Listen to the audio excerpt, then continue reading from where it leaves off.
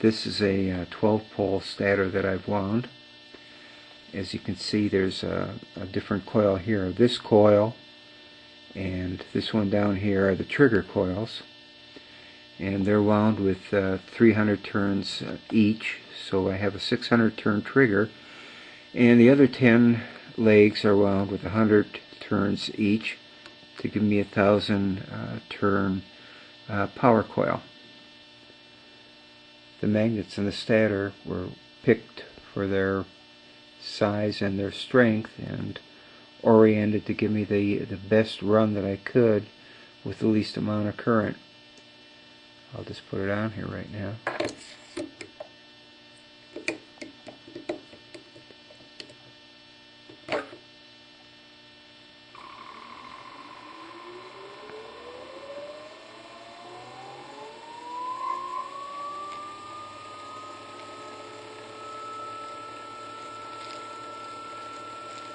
Pretty typical. I'm running this right now with the circuit on my other motor, and have a little 12-volt battery here. Running at 12 volts, 12.6. But this is what you might find interesting.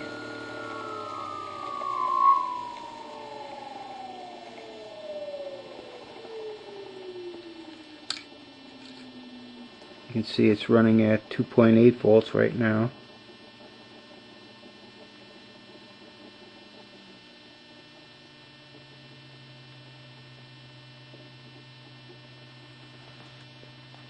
There's 1.9 volts. And she's still running. So right now it's running at 1.9 volts.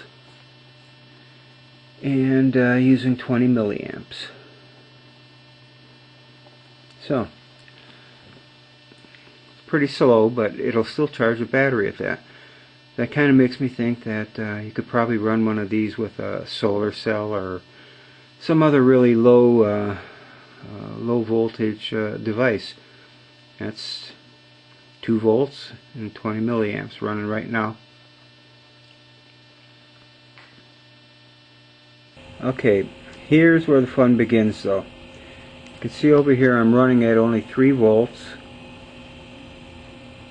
Motor's running pretty good.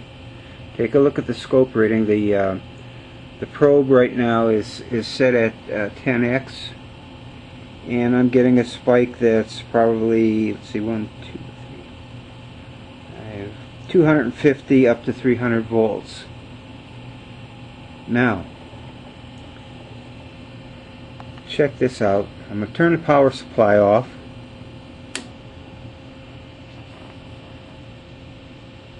No voltage on the power supply, no voltage on the motor, no high frequency or high voltage.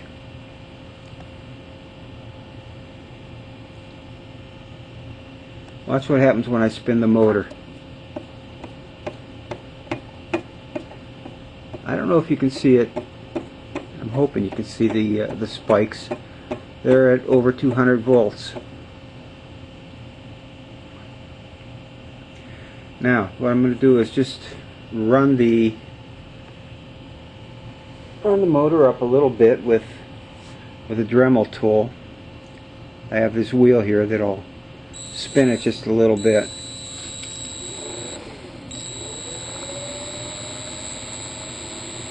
I doubt very much if I'm going 100 RPMs. I might be 100, I don't know. But look at the nice spikes.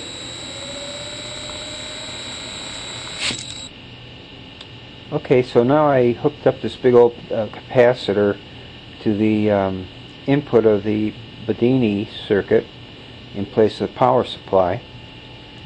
I've got my transistor hanging out here because sometimes I like to switch them, try something new, but for now it'll do. Okay, so now I'm going to run the motor up again with that capacitor in the circuit.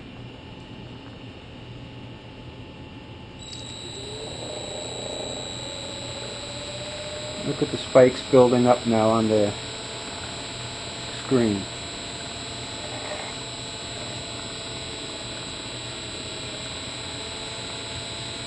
Once again, that motor isn't really turning very fast, probably a couple hundred RPMs. Nothing lighting up here, and it's actually charging the capacitor. I've tried this before and it'll discharge. I'm going to switch over now to a magnet so a little bit stronger. This is the actual ring magnet that comes in these motors. Now the odd part about this is this motor won't run with this magnet on it, but it is stronger than the little configuration that I have for running the motor under power. So I'm going to put that on.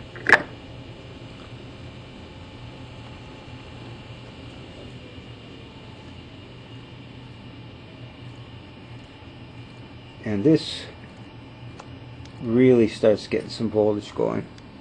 If I run it,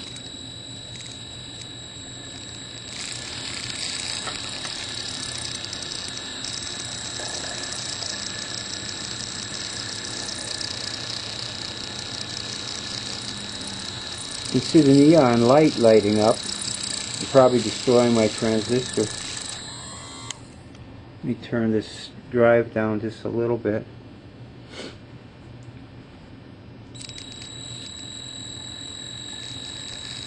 This is all the faster I'm going. I doubt if it's 100 RPMs. And you can see the neon bulb going. And here you can see the spikes are 250, near 300 volts.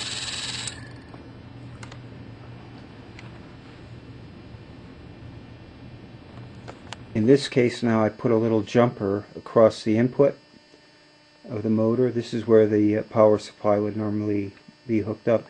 I can't get any high voltage out of the machine unless there's something across this input.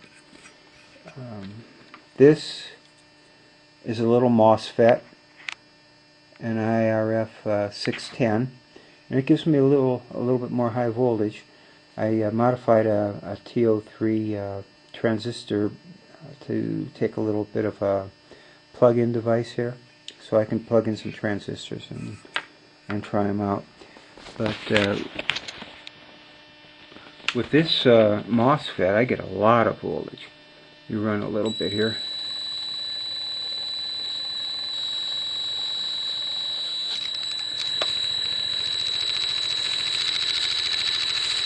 Look at those spikes are at about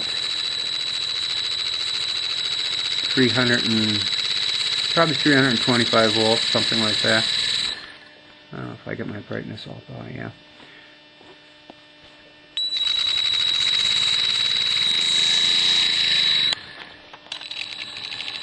Neon bulb is going wacko.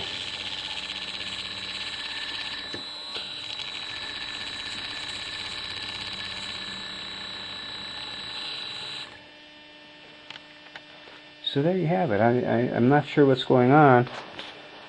It sure makes me have thoughts about what's going on with the circuitry. It would seem that I'm getting the same high voltage spikes with no input voltage applied to the Bedini circuit whatsoever. So what would this be good for? I don't know. This is easy to turn.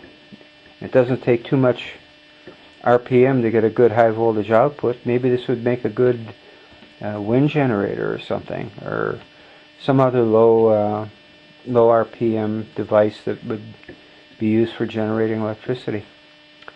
I'm going to do some more experimenting, and I'll keep everybody updated. I hope that my friends over on the Yahoo group enjoy the videos, and I'll talk to you guys there. I'll see you. Okay, I almost forgot. Because it's me, you're going to expect some kind of a bulb trick, right? So let's give it a try.